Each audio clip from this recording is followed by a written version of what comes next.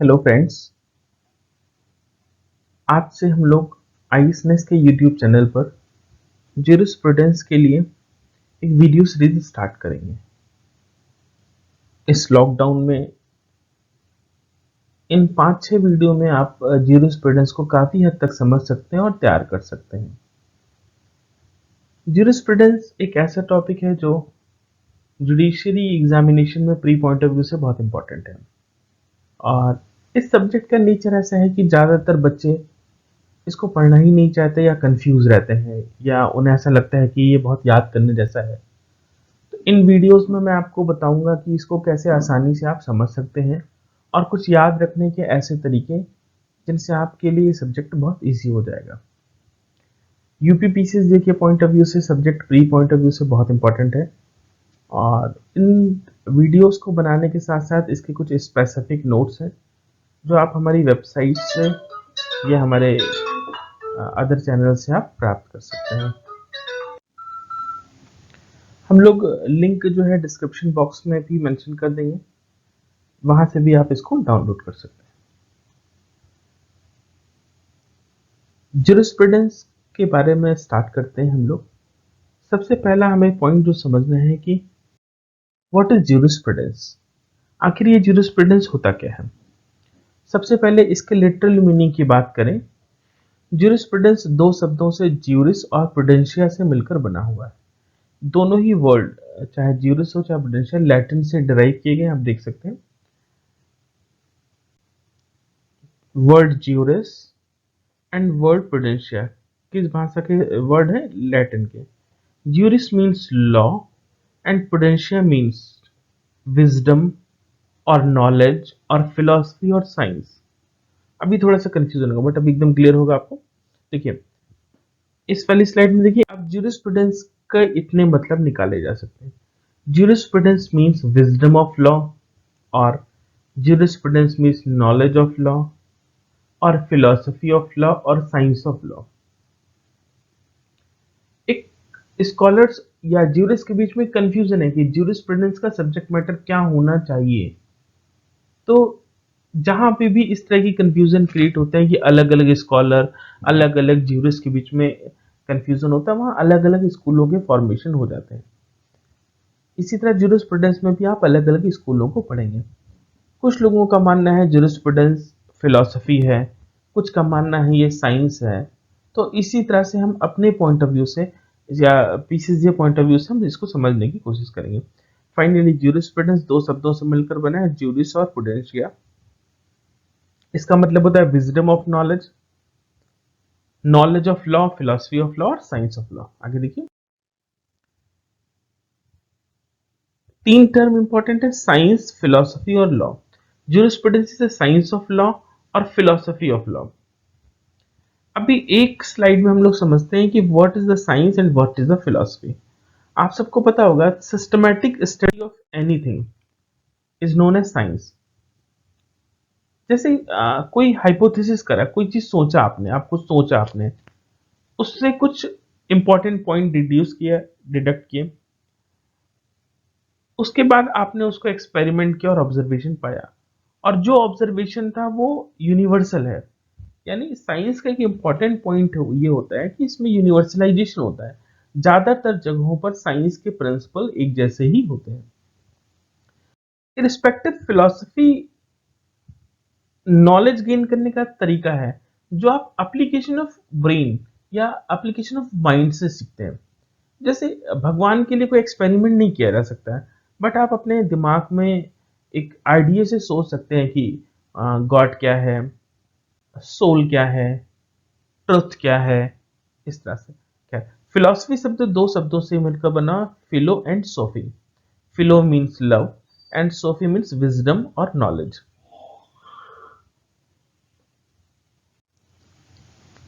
देखिए, क्लियर होगा। तो साइंस और फिलॉसफी में जो मेजर डिफरेंस है, साइंस सिस्टमैटिक है और फिलॉसफी एप्लीकेशन ऑफ माइंड के थ्रू गेन किया जा सकता है। Philosophy knowledge gain through the application of mind.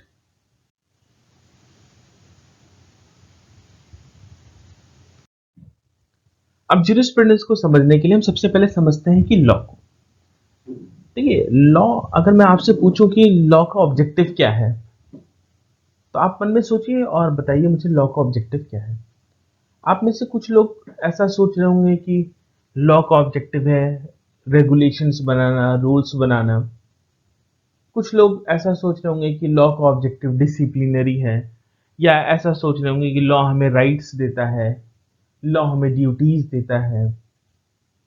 आपके मन में अलग अलग थॉट आ रहे होंगे। तो ऐसे ही है, लॉ है क्या, इसका सोर्स क्या है, इसका स्कोप क्या है, तो इस बारे में अलग अलग स्कॉलर अलग अलग तरीके से मानते हैं। अभी आगे वाली स्लाइड्स में हम डिस्कस करेंगे कि कौन से स्कॉलर्स क्या मानते हैं। तो देखिए, ज्यूरिस्प्रूडेंस का जो सब्जेक्ट मैटर है वो लॉ है। अब लॉ की कोई यूनिफॉर्म डिफिनेशन तो बन नहीं पाई। लॉ की यूनिफॉर्म डिफिनेशन इसलिए नहीं कि आप जैसे देखना चाहते हैं, जैसे समझना चाहते हैं, उस तरह से आपको इसे समझना पड़ेगा।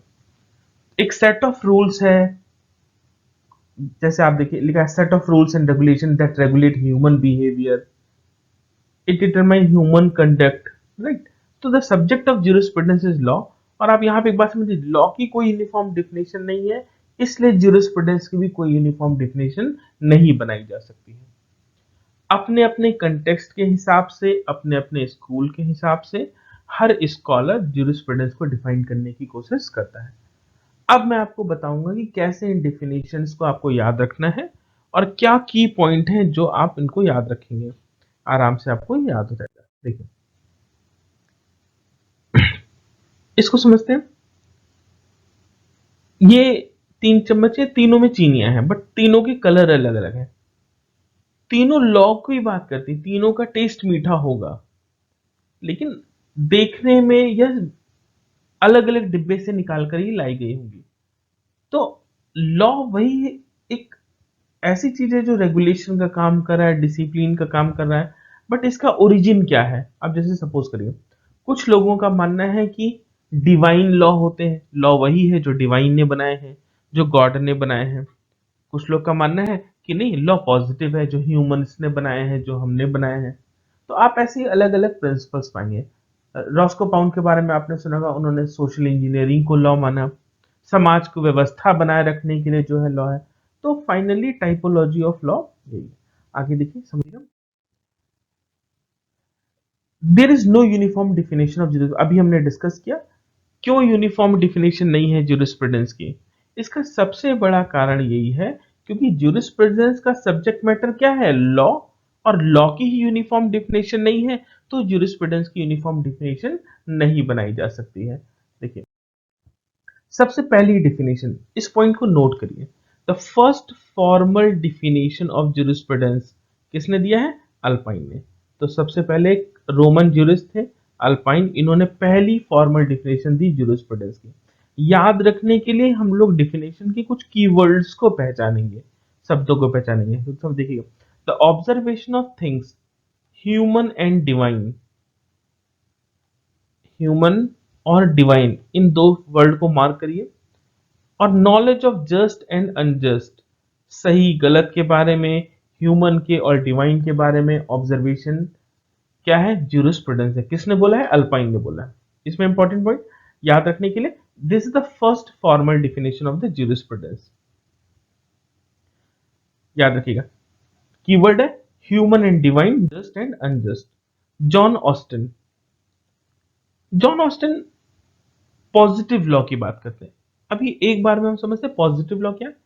जो लॉ आज की डेट में ह्यूमंस ने बनाए हैं, लॉ एज इट इज, जैसा लॉ है, फॉर एग्जांपल आईपीसी है, सीआरपीसी है, तो जो लॉ है यही क्या कहला रहे हैं, पॉजिटिव लॉ, राइट। जो लॉ आज की डेट में ह्यूमंस किसी सोसाइटी ने मिलकर बनाए, उन्हीं को पॉजिटिव लॉ।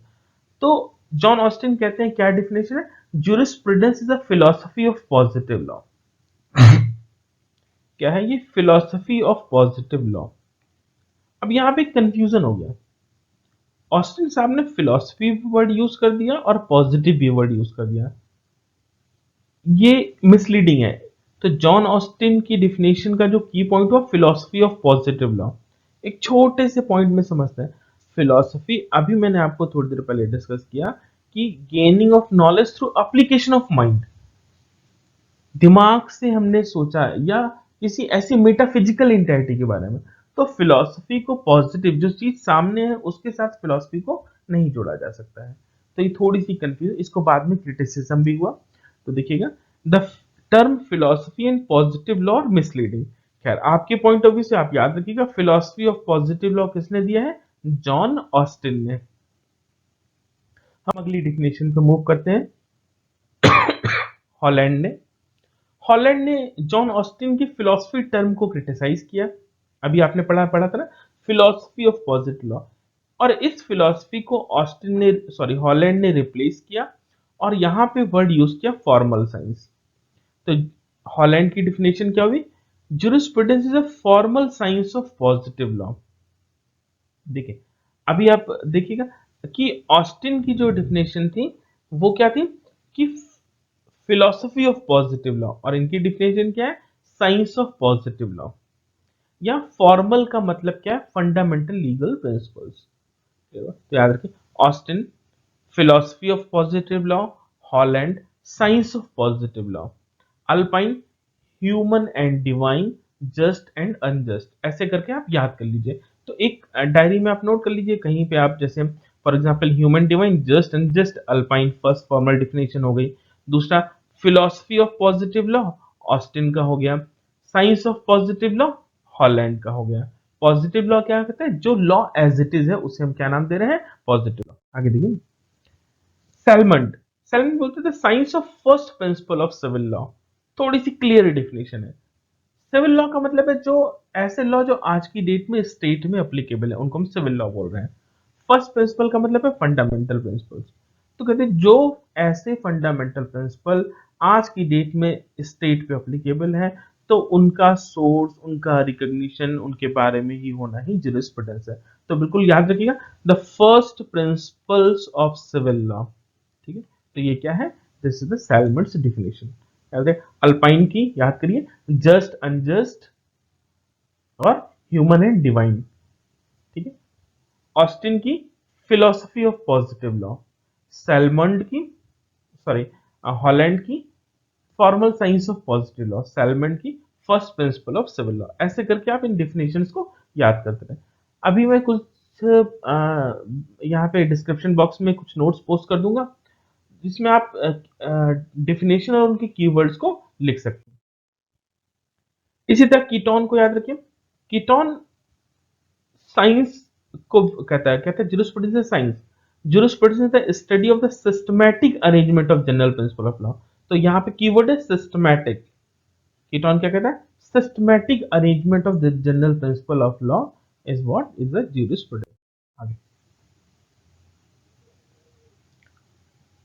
ग्रे ने भी यही बात करी, याद रखिए, systematic arrangement rules followed by the courts.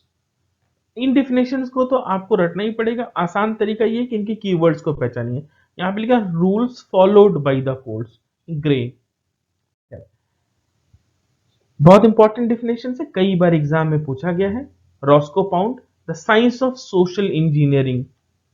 Law को जो सोसाइटी का पार्ट मानते हैं, सोशलिस्ट स्कूल वाले होंगे, वो सब रॉस्को पाउंड की तरह बातें करेंगे। रॉस्को पाउंड भी कैसे स्कूल से बिलोंग करता है? सोशलिस्ट स्कूल से बिलोंग करता है। The science of social engineering is the jurisprudence. In definitions का एक नोट्स आपको डिस्क्रिप्शन बॉक्स में मिलेगा, वहां से आप इनके बारे में और डिटेल में पढ़ सकते हैं, या हमारे क्लास नोट्स के बारे पे भी डिस्कस कर सकते हैं, वहां पे भी देख सकते हैं। अब देखिए, ये ऐसी पॉइंट है जहां से कंफ्यूजन लोगों को बहुत ज्यादा स्टार्ट हो जाता है। ज्यूरिस्प्रूडेंस को तीन क्लासिकल थिंकर ने अलग अलग हिसाब से बांटा है। अगर आप ध्यान से समझेंगे तो तीनों ने एक ही बात कही है, शब्दों का अलग है। पहले क्लासिकल थिंकर है जेरमी बेंथम, दूसरा जॉन ऑस्टिन और तीसरे सैलमंड।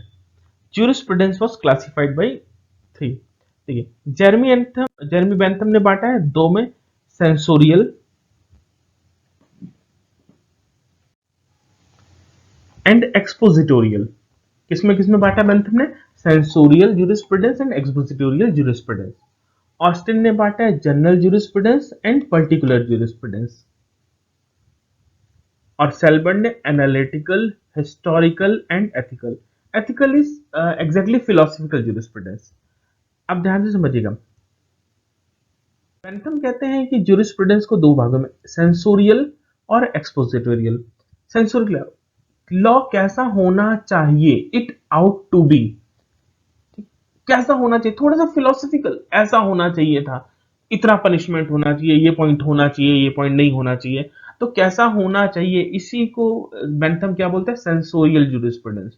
कुछ फिलोसफी से मिलता जुलता है, या इट आउट टू बी ऐसा होना चाहिए।